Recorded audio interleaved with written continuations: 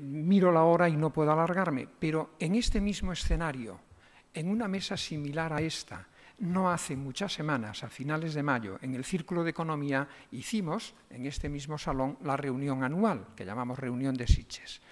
Y el sábado por la mañana intervenía, entre otros, el exministro de Asuntos Exteriores, persona a la que estimo, de Alemania, Joschka Fischer.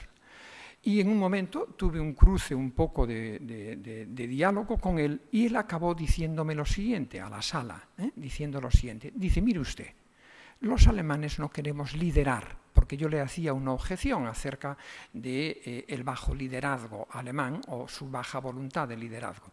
Y él, fueron palabras textuales, dijo lo siguiente, dice, mire usted, Alemania no quiere liderar, Alemania quiere exportar. Por ahí van algunos de los intereses que pueda tener Alemania manteniendo una situación que claramente perjudica al conjunto. Pero, sin embargo, y paso a la tercera pregunta, a la tercera cuestión, sin embargo, recuerden de esta primera, cuáles son las causas. Hay una narrativa, hay una visión germánica del porqué del sobreendeudamiento de los países mediterráneos atlánticos, Irlanda, que no se corresponde con la realidad. Cuando desde Alemania, especialmente desde el gobierno alemán y desde algunas élites, se dice que ha habido despilfarro fiscal en países como Irlanda o España, no encontrarán ustedes datos anteriores a 2008 que sostengan esa idea. Por el contrario, era Irlanda y era España los únicos países de la eurozona que tenían superávit presupuestario y que tenían una deuda que estaba alrededor del 36% del PIB, cuando los demás, incluido Alemania, le doblaba. No es verdad que hubiese despilfarro. Alguno de ustedes está pensando, dice, se equivoca, dice, ha habido. No, vamos a ver. Y sin duda hemos hecho un uso no eficiente en España de algunos recursos públicos. Estarán pensando en algún aeropuerto que habrá que achatarrar y algunas otras cosas que habrá que achatarrar, sin duda. Pero miren, ahí ha habido despilfarro en ese sentido. Pero despilfarro en el sentido fiscal no lo ha habido, porque yo cuando comparo esas inversiones con el nivel de deuda que tenía en el 2008, a nivel macroeconómico no había ese despilfarro. No se crean ustedes la narrativa oficial germánica, la narrativa oficial de la eurozona. Esa no ha sido la causa de nuestro sobreendeudamiento. Nuestro sobreendeudamiento no viene del sector público, viene del sector privado. Pero entonces la pregunta es la siguiente. Ahí no les hago, si pasas unas cuantas. Bueno, no, es solo para decirle es para decirles no se crean mis palabras, tienen datos detrás. Estos datos no los miren mucho ahí. Cuando miran a España verán una cosa que tiene una singularidad. Su nivel de deuda privada, doméstica, familiar, empresarial y bancaria es mucho más elevada proporcionalmente que la de todos los demás países. Nuestro problema ha sido de sobreendeudamiento privado, especialmente bancario. Pero entonces la responsabilidad no es de los ciudadanos españoles. La responsabilidad es, primero, de esos actores privados y, segundo, de todos aquellos que desde el exterior, especialmente desde Alemania, libremente y sin que nadie les obligase, prestaron el dinero a la banca española para que ésta a su vez prestase para llevar a cabo algunas inversiones cuya rentabilidad no estaba en la productividad, sino en el incremento de valor. Pero esta es otra historia. La idea de este segundo punto que a mí me gustaría retenerle es no se crean ustedes la narrativa alemana, porque si se la creen, les pasará lo mismo que a nuestro gobierno. Caerán en lo que he llamado el síndrome de Berlín, por similaridad con el síndrome de Estocolmo, cuando tú acabas comprendiendo y haciendo tuyo los argumentos de tu propio secuestrador. que ya tiene narices. Y hay mucho síndrome de Berlín colocado en nuestras élites, tanto políticas como económicas. ¿Qué nos puede salvar? ¿Qué nos puede salvar del desastre? Del desastre es lo que le dije en el primer punto, la probabilidad no baja de un estancamiento prolongado en nuestras economías con consecuencias tanto internas, sociales, de desempleo, como políticas, de malestar político creciente y de amenaza de la democracia, o a nivel internacional, les decía, el retorno de un proteccionismo-nacionalismo. ¿Qué nos puede salvar del desastre? El miedo. El miedo. Es en este momento, y desde hace ya meses, la única, es el clavo ardiendo, por decirlo así, al que me agarro, que el miedo nos haga razonables, que el miedo fuerce a cambiar esa narrativa equivocada sobre las causas y la terapia que estamos aplicando. Miren, el miedo nos salvó a finales del 2008.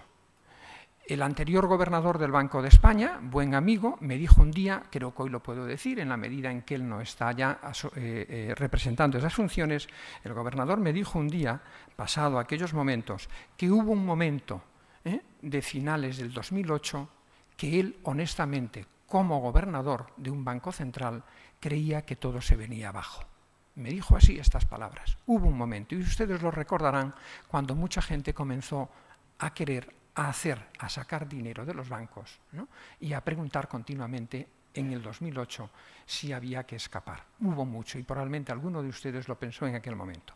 Sin embargo, en aquel momento el miedo a que volviésemos a repetir una situación como la de los años 30, el miedo nos salvó. Porque si recuerdan, en la reunión del G20 de Pittsburgh, y acompañado por todos los bancos centrales, se decidió, para evitar, movidos por ese miedo y para evitar una nueva depresión al estilo de los 30, con las consecuencias políticas que tuvo, se decidió que masivamente los gobiernos del G20 y los bancos centrales de los países del G20 iban a intervenir y intervinieron masivamente para poder sacar a la economía de aquella situación de finales del 2008. ¿Se acuerdan? El miedo en aquel momento nos salvó. El miedo nos salvó. Hoy el miedo creo que es de nuevo la esperanza, al menos a lo que me agarro, que hoy de nuevo el miedo a las consecuencias de esta segunda recesión prolongada en Europa, como les he dicho antes, nos salve. Pero permítanme ser un poco escépticos y no me vean con una especie de germanofobia por lo que voy a decir ahora. No me vean, dice, vaya manía le ha cogido a este Antón con los alemanes, ¿no? No. Me dedico muchas horas de la madrugada a intentar leer y comprender lo que está pasando. Es posible que lea mal o que entienda mal, pero les aseguro que dedico muchas horas. ¿Y por qué no soy del todo esperanzador? Porque miren, la historia de Alemania lo dijo Joschka Fischer en un artículo que después fue publicado en España, en El País, publicado en primer lugar en Estados Unidos, con el título de La amnesia alemana. El título es de Joschka Fischer, no es mío, La amnesia alemana, pero lo hago mío. ¿Por qué la amnesia alemana? Tal como los explico. Dice, miren, esto no es nuevo. Después del debacle de 1929, en Estados Unidos el presidente Herbert Hoover, y en Alemania, el canciller de Alemania, que se llamaba Heinrich Brüning, aplicaron como salida a aquella depresión la política de austeridad compulsiva a rajatabla. Los americanos tuvieron la suerte de que había elecciones presidenciales a mediados del 32, y en esas elecciones presidenciales perdió Hoover y ganó un político que se llamaba Franklin Delano Roosevelt. Y Franco Delano Roosevelt cambia en Estados Unidos, tardó un poco, pero cambia la política de austeridad. En Alemania, Brüning, el canciller, mantuvo a rajatabla la idea de que la austeridad acabaría siendo compulsiva. En el año 32, Brüning tiene que dimitir si ustedes recuerdan, los más mayores o los que sean más aficionados a la historia, cayó el sistema político alemán, llamado la República de Weimar, se convocaron elecciones, las ganó limpiamente un personaje que se llamaba Adolf Hitler, y ese personaje, en cuanto toma el gobierno, practica una política de gasto público para salir de la crisis y del desempleo, pero una política de guerra militar que nos llevó después a lo que nos llevó. Pero Alemania ya sufrió esto en carne propia y nos la hizo sufrir a todo el mundo. Y sin embargo Alemania hoy no está recordando eso. Después, más tarde, provoca otra Segunda Guerra Mundial. Y cuando acaba la Segunda Guerra Mundial, los aliados pusieron en marcha un plan de rescate, pero tuvieron el cuidado de no llamarle plan de rescate a Alemania, le llamaron plan Marshall. Fue el 9% del PIB norteamericano. Y se han olvidado totalmente de esto. Por eso, cuando miro un poco hacia atrás, desde el momento presente, tampoco tengo del todo la esperanza de que el miedo ahora nos acabe bajo el liderazgo germánico por hacer comprender que hemos de cambiar la visión, las ideas y hemos de cambiar la terapia. Pero déjenme también una cierta referencia a ustedes como élites del país. Antes ya lo he dicho. Dicen, miren, las élites tendemos a no saber valorar las consecuencias sociales y políticas de políticas económicas equivocadas. Porque creemos que las democracias soportan, es decir, que la gente soporta cualquier tipo de esfuerzo, de dolor, decía antes, que les podamos hacer cargar encima. Creemos eso. Es sorprendente. Yo es lo que noto en el día a día, en el mundo en el que me muevo.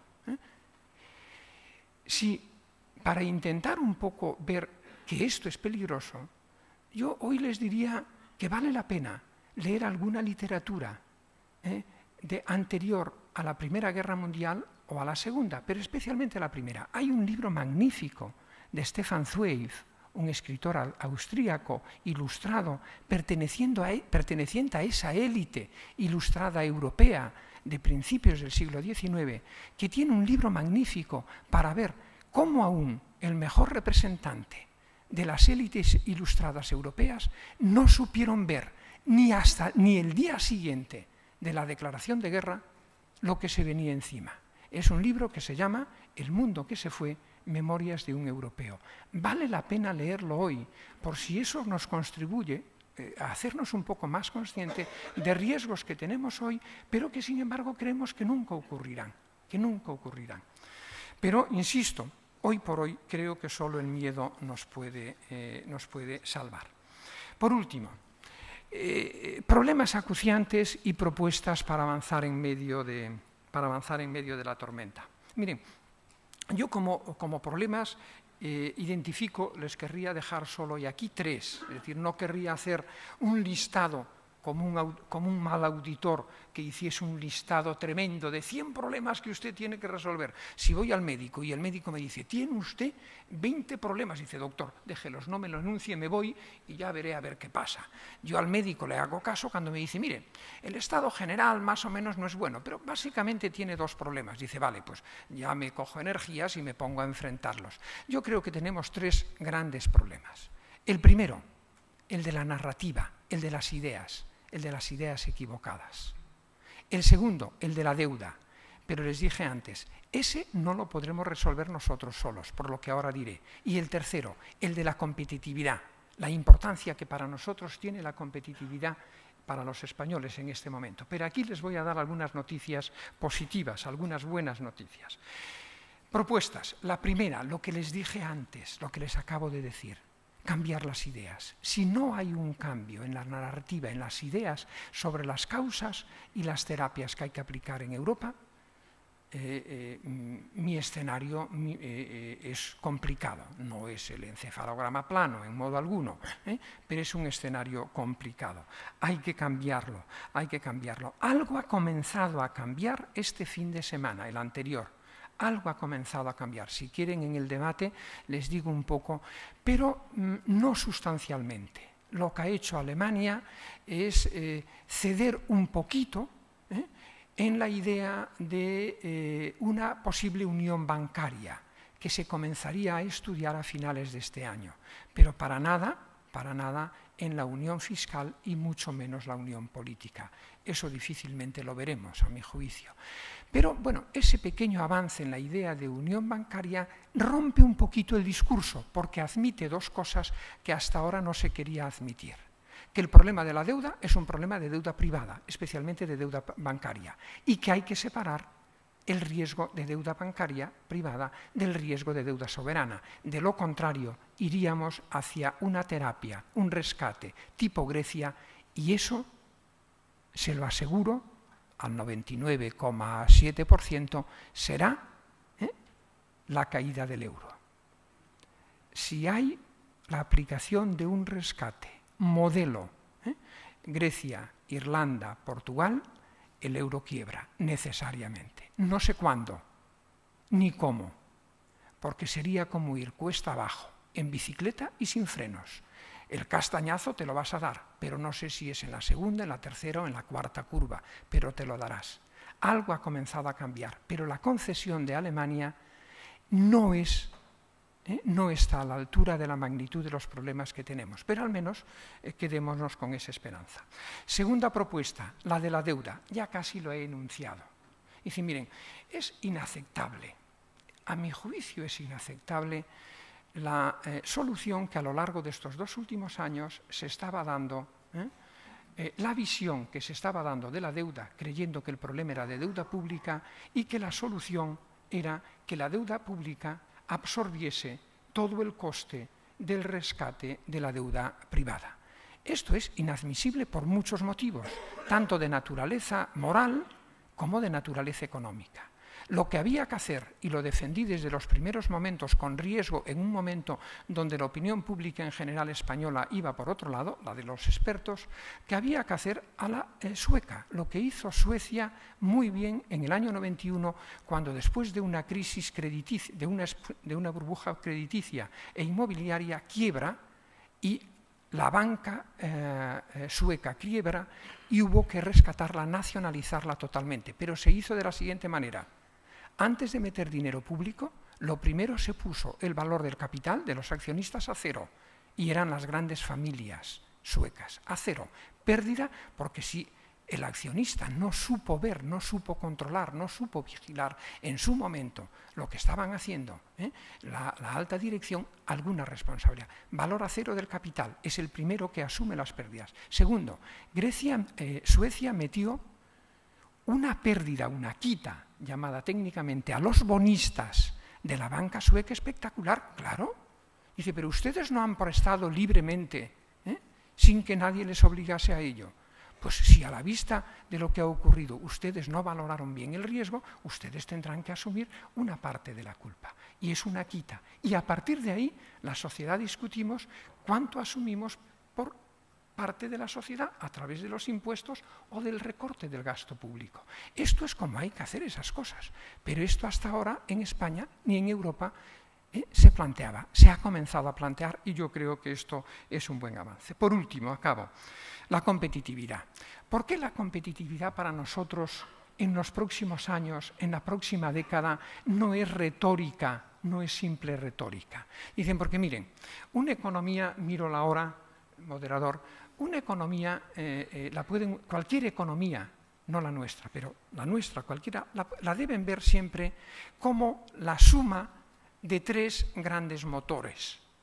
Uno, el sector privado, que es el motor principal de una economía. Es como un avión que tenga 3 motores. El principal es el privado. Cuando funciona bien, los otros 2 casi podrían no funcionar. El motor privado es el consumo y la inversión privada. Pero ese motor, en España, como consecuencia del elevado endeudamiento privado, está gripado, decíamos antes, ¿no? Cuando estudiábamos, está gripado. No es que esté muerto, pero está gripado, no funciona bien. ¿Por qué? Porque durante muchos años el sector privado, hogares, empresas y banca, van a tener que desendeudarse. Por lo tanto, van a tener que aumentar su ahorro, disminuyendo su consumo, para con el ahorro comprar su propia deuda, disminuir su deuda. El motor principal de ese avión está gripado. Bueno, el avión en ese momento te comienza a hacer así, ¿verdad? Es lo que hizo en el 2009, comienza a poner picado. ¿Qué hicimos en el 2009, como antes les dije?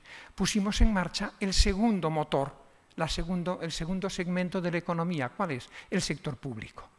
Pusimos en marcha el motor auxiliar y, como recordarán, a finales del 2009, hasta nuestra propia economía comenzó a repuntar el vuelo. No es que pasase ya a la altura de vuelo normal, pero comenzó, recuerdan, a repuntar. Habíamos salido de la recesión. Pero hete aquí que a mediados del 2010, sin encomendarse ni a Dios ni al diablo, nuestras autoridades decidieron, sin ver los datos, quiero decir, decidieron apagar el motor auxiliar del sector público. El avión comenzó de nuevo, en eso estamos, ir hacia abajo.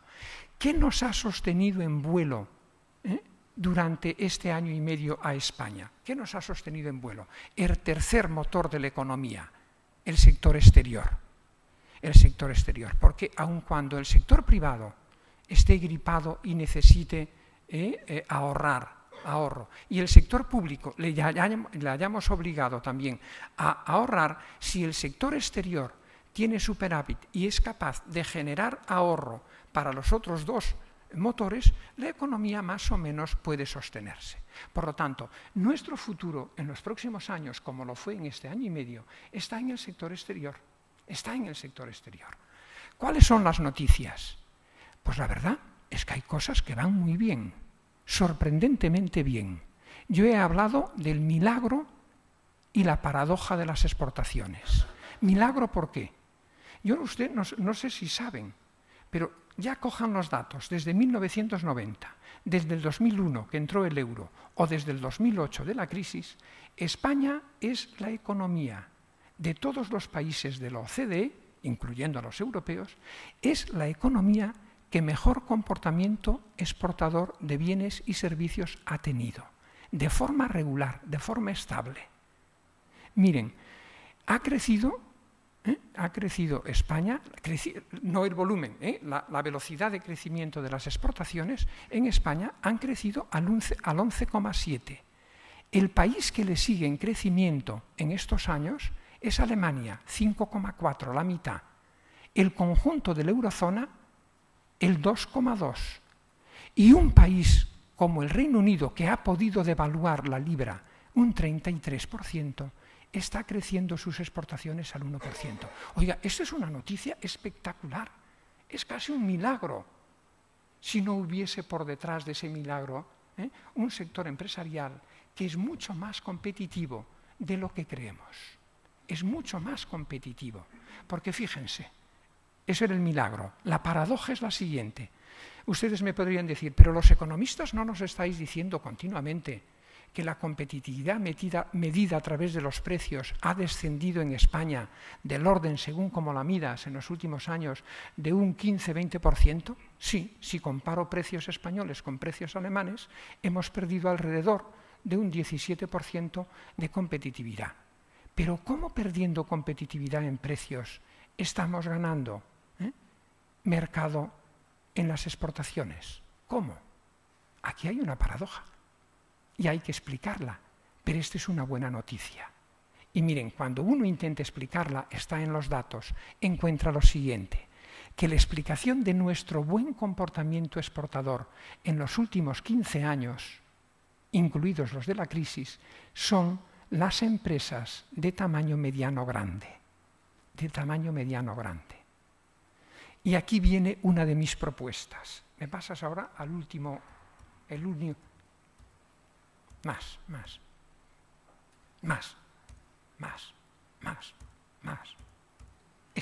Solo hay esa. Miren una cosa, solo esta. Léanla de la siguiente. Esta aún no está publicada. Son dos doctores jóvenes míos que van a sacar una cosa muy relevante y me voy a apropiar un momento de esto. Les acabo de decir, el comportamiento exportador es espectacular. Hay cosas que van bien en este país. En segundo lugar, les he dicho, cuando analizo ¿de dónde me viene ese buen comportamiento? Encuentro que fundamentalmente son de empresas mediano-grandes. Tercero, cuando de pronto voy a ver cuál es el tamaño medio de la empresa española, estos dos discípulos han hecho lo siguiente. Han obtenido los datos de la facturación de todas las empresas españolas, de todas, a través del IVA. Y han colocado en un sistema de coordenadas que es el siguiente. En el eje vertical, en el eje de ordenadas, está el número de empresas que hay en España para cada volumen de facturación. Y en el eje horizontal de abscisas está el volumen de facturación desde 0 a infinito que hay en España. Ustedes esperarían una curva descendente, asintótica, de este tipo, ¿verdad? Pero fíjense lo que encuentran, que al llegar a un determinado volumen de facturación, muchas empresas en España pierden la voluntad de crecer. Dicho así, de esta manera, porque me encuentro que hay un número mucho mayor del que cabía esperar a ese volumen de facturación, un número mucho mayor de empresas que se me estancan ahí y que en cuanto paso de ese volumen, el número de empresas medianas, grandes que tengo es menor del que cabría esperar en un supuesto de que no se hubiese perdido esa voluntad de crecer. Saque el gráfico, que si no ahora me interrumpe. La pregunta que les dejo es, ¿por qué muchos empresarios en España pierden la voluntad de crecer cuando se llega a ese volumen de facturación? Porque eso es muy importante, la respuesta es muy importante. Si ustedes me aceptan, creen lo que les acabo de decir, que si tuviésemos el tamaño medio de empresa en España que deberíamos tener de acuerdo con nuestro nivel de renta per cápita, automáticamente la productividad y la competitividad española aumentarían un 25%. Sería espectacular. Por lo tanto, una de las propuestas, una de las reformas que nadie habla, una de las reformas que no he visto en ningún plan de política económica, ni del gobierno central, ni de los gobiernos autonómicos, he visto otros. He visto del gobierno catalán 66 medidas sobre la industria, entre ellas ninguna relativa a este problema, al problema de la dimensión. Fijémonos en él, concentremos energías y esfuerzos en romper ese freno que hay al crecimiento y veremos que nuestro sector exterior puede ir adelante de una manera espectacular. Por último, tenía otras dos cosas, solo cojo la tercera. Y miren, otra propuesta. Tenemos que romper lo que un analista norteamericano hace algún tiempo me definió como las Spanish practices, las prácticas españolas heterodoxas, muy relacionadas con el mundo en el que ustedes se mueven. Yo iba a ser más largo aquí, pero me acojo a lo que dijo el presidente en su intervención, cuando hablaba de transparencia, de credibilidad, de puertas giratorias, de mala supervisión, de confusión de roles en las funciones de auditoría, cuando hablaba de todo eso. Hay en nuestro país prácticas empresariales, especialmente en el ámbito financiero y en el que ustedes se mueven, que tenemos que romper. Hay reformas muy importantes que hacer en ese ámbito que afectan a nuestra reputación, que afectan a nuestra credibilidad, que afectan en definitiva a nuestro futuro. Pero yo tengo la esperanza que en el trabajo que ustedes van a desarrollar estos 2 días verán muchas de estas Spanish practices que hemos de cambiar en los próximos años. Muchas gracias.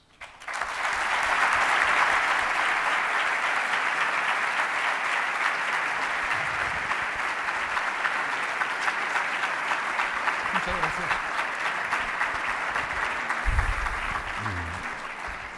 Muchas gracias. Aunque me gusta cumplir las promesas y seguro que Antón también, la verdad es que tal como vamos de tiempo, creo que sería una falta de respeto para los ponentes de las siguientes ponencias después del café que nos alargáramos con preguntas. Con lo cual, lo siento, no haremos debate. Lo que sí me ofrezco es a invitar a Antón para los próximos forums, que seguro que nos dará tiempo, además de oírle, a poder debatir con él y poder preguntarle muchas cuestiones que nos ayudarían a aclarar las ideas. Muchas gracias. Muchas gracias a todos.